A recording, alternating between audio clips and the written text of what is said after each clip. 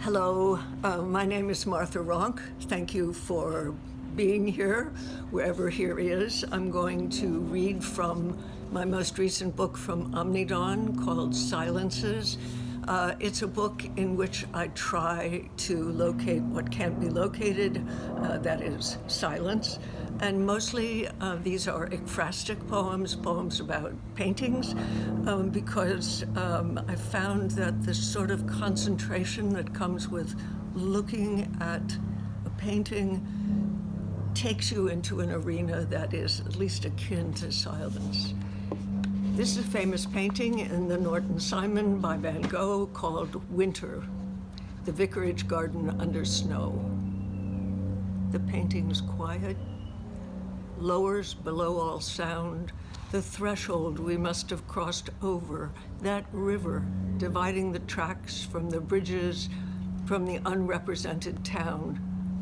As we stand there about 4 p.m. in front of the white snow, dirt coming up from under the once white cover, and a man shoveling his angled body. Behind him, the river and branches lightly dusted, more twiggy things than could be counted unless standing as still and long as the man. The branches trying for movement in their jagged horizontals, but still unmoving. And the effort to be where one is not amplifies silence. The effort to wipe out the noises of shoes, murmurs, a coat coming off, to stand alone with the scene in which the shovel can't lift the wet snow, the river can't run, and the vicarage garden lies below the frozen ground. This is a poem based on T.J. Clarke's book about Poussin and his encounter with landscape with a calm. And for me, the description of what Clarke goes through is like my effort to find silence over time.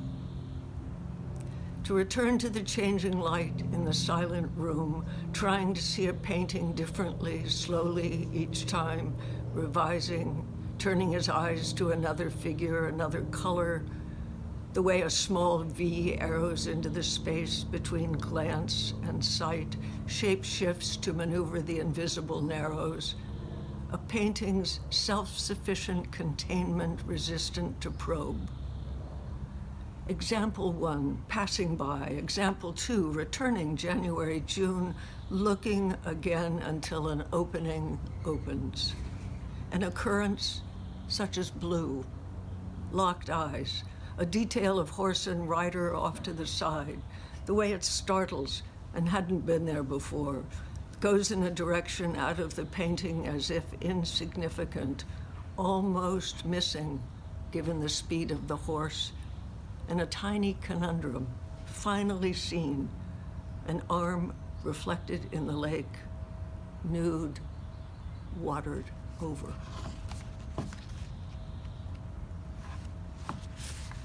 This is a poem that has the title Ekphrasis, so it's about that encounter with a painting in which you feel yourself almost physically moving into the painting and it into you. A speaking picture. Impossible silence, out of which oceans, debris, that undulating wing in the breastbone, in head swamp, low down as water level, swampy tides, a still life spilling jagged architectures of white cloth over a table, the torqued effort of blue, ochre, the seraph towards which she is headed, a leg lifted toward the gallery, shifting the weight of a body, disappearing into crayon, and back again.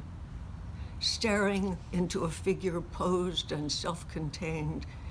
What is this back and forth between us, and what to make of someone who paints the face of the man who is painting, staring into his own eyes, or the pull of a silent rectangle, an unpainted bit, gripping tight, inexhaustible as yearning, unhooked from standing here.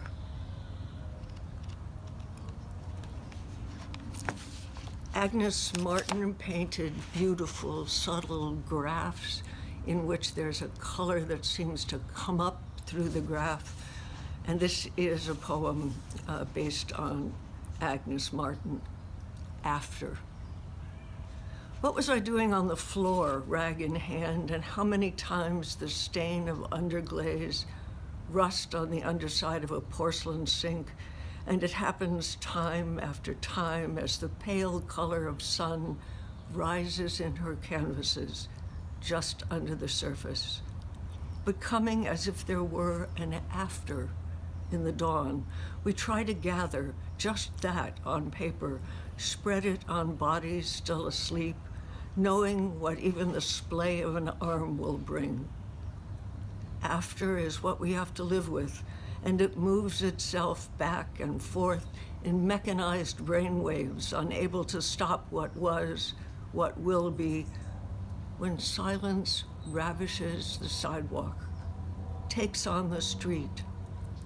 A back and forth ancient body is pulling time, pushing it into the future. A box with wheels filled with bits of bark and leaves, where after ghosts itself on the present. Take it, amplify it, see it coming.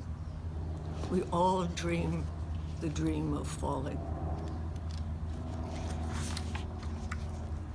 So I want to thank you all for coming, and I want to thank the Los Angeles Times Review of Books and the festival, and be very well. Thank you.